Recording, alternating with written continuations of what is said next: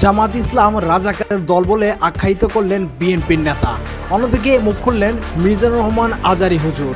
জানতে পুরো ভিডিওটি দেখুন।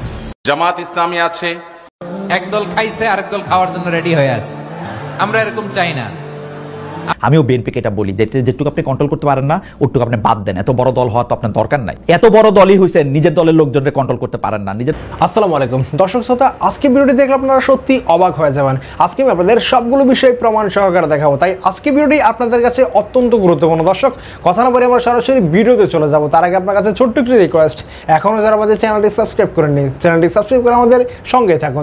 দর্শক আমরা কথা না বাড়িয়ে এক এক করে সেই ভিডিওগুলো দেখে আসি। বিএনপির প্রতি আপনারা হঠাৎ ক্ষিপ্ত হলেন কেন? কিন্তু আপনার সাম্প্রতিক অনেক বক্তব্যে বিএনপির কঠোর সমালোচনা মানে নিন্দা মন্দ আমরা দেখতে পাচ্ছি। বিএনপির বিরুদ্ধে চাঁদাবাজির অভিযোগ আনছেন।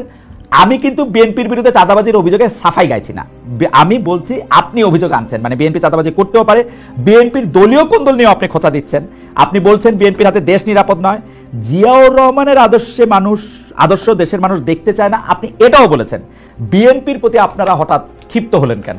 শায়েকে চরমনায় না, দেখেন, বিএনপির উপরে আমি ক্ষিপ্ত হইনি, জনগণ ক্ষিপ্ত হয়েছে। আমি যেহেতু জনগণের মুখপাত্র হিসেবে সেটা ব্যক্ত করি।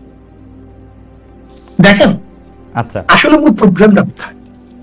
আমরা একই সাথে আন্দোলন করেছিলাম দেশকে গড়ার জন্য, মানুষকে শান্তি দেওয়ার জন্য, মুক্তি দেওয়ার জন্য। জিয়াউর রহমান সাহেবের আদর্শ নিয়ে তারা বক্তব্য দেয়। জিয়াউর রহমান সাহেব ছিলেন, সেই ছিলেন, সেটুকু একজন বক্তব্য শুনলাম। আমি বলেছি জিয়াউর রহমান সাহেবের আদর্শ নিয়ে বক্তৃতা দেন, আর আপনারা যদি এই কাজ করেন তাহলে জিয়াউর রহমান আদর্শ কেউ মানবে? ঠিক না? আমরা খুনের বিরুদ্ধে আন্দোলন করেছি, আপনারা নিজেরা যদি তাহলে আপনাদের বক্তব্য কেউ শুনবে? আপনারা চাঁদার বিরুদ্ধে আন্দোলন করেছে, এখন আপনারা যদি চাঁদা তুলেন তাহলে আপনাদের কেউ ক্ষমতায় নিবে? দেখেন, আমাদের মূল কাজটা কি? রাজনীতি কেন করি খালিদ ভাই? রাজনীতি করবে আসলে শান্তি দেওয়ার জন্য, মুক্তি দেওয়ার জন্য, মানুষ অধিকারকে প্রতিষ্ঠিত করার জন্য। কে কিসের জন্য করে জানি না, আমি তো এর জন্য। আমি চাই মানুষ জুলুম, নির্যাতন, অপহরণ, সে আয়নাগরে বাংলাদেশে আর দ্বিতীয়বার তৈরি না হোক, নির্বাচনে মানুষ হত্যা না হোক। আমার মা আজকে আপনি খবর দেন, আজকে চাঁদা নেওয়া দেওয়ার কারণে স্বামীকে বেধড়ক ভাবে তার সামনে তার স্ত্রীকে করেছে। আজকের খবর বিএনপির লোকজন করেছে। আজকের খবর দেখেন আপনি। না, আপনি কি বলবেন? এটা তো বিএনপির লোকজন বলতে এটা তো আর বিএনপির দলীয় অবস্থা নিশ্চয়ই না। আজকে যদি আপনার চরমনায়ের এত ভক্ত, এর মধ্যে কেউ একজন যদি কোন একটা দুষ্কর্মে নিয়োজিত হন, সেটার জন্য তার মুফতি সৈয়দ ফজলুল করিমকে আসলে দোষ দেওয়া যাবে না। মানে আমি সাধারণভাবে চরমনায় ভক্তরা করছে, এটা তো ফেরানো যাবে না। হ্যাঁ, চরমনায় ওনারা করছে, এটা তো ফেরানো যাবে না। না, চরমনায় ওরা করছে সেটা বলা যাবে, কিন্তু এটা নাম্বার 2 খালিদ ভাই, এখানে আমি একটা কনসেপ্ট আমি ক্লিয়ার না করলে হবে না। কনসেপ্ট একেবারে ক্লিয়ার করতে হবে। আমাকে একজন বলেছেন যে হুজুর তারা তো এরকম করতেছে, এটা করতেছে, তারা প্রতিবাদ করতেছে, শাস্তি দিতে আছে। আমি বললাম, দেখো, কয়লার কোন অংশ তুমি পরিষ্কার করলে সে পরিষ্কার হবে? তাদের সিস্টেমটাই তো চাঁদাবাজি। তাদের সিস্টেম, যেমন ধরে না কুষ্টিয়াতে তাদের কে নেতা নির্বাচিত হবে সেটার জন্য তারা ভোটাভুটি করছে, সেই ভোট স্বচ্ছ হয়েছে, দেখার অভিযোগ। আমার প্রশ্ন হল, এই রাজনীতি করি দেশকে মুক্তি করার জন্য, কিন্তু আমার এই কথাগুলো এখন বর্তমান মানুষ বুঝবে না।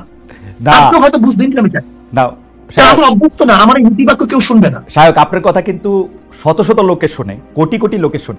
আমিও বিএনপিকে এটা বলি, যেটুকু আপনি কন্ট্রোল করতে পারেন না ওটুকু আপনি বাদ দেন। এত বড় দল হওয়ার তো আপনার দরকার নাই।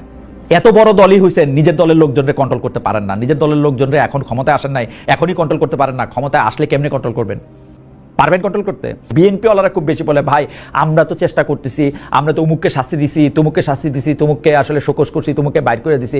ভাই সত্যি যদি বাইর করে দিছে তাহলে এত এটা বন্ধ হইতেছে না কেন? প্রত্যেকটা জায়গায় বিএনপির নামে চাঁদাবাজিটা কেন চলতেছে? আপনি আমারে বলেন, কেন এটা কেন চলতেছে? একদল খাইছে আরেক দল খাওয়ার জন্য রেডি হয়ে আছে। আমরা এরকম চাই না। আমরা চাই স্বাধীন সার্বভৌম বাংলাদেশ। দর্শক, আশা করি সম্পূর্ণ ভিডিওটি দেখেছেন। দর্শক, এই ভিডিওর সময় যদি আপনার কোনো মতামত থাকে তাহলে অবশ্যই কমেন্ট করে জানাবেন। ভিডিওটি ভালো লাগলে একটি লাইক করবেন। দেখা হচ্ছে পরবর্তী কোনো ভিডিওতে। সেই পর্যন্ত সবাই ভালো থাকবেন, সুস্থ থাকবেন। আল্লাহ হাফেজ।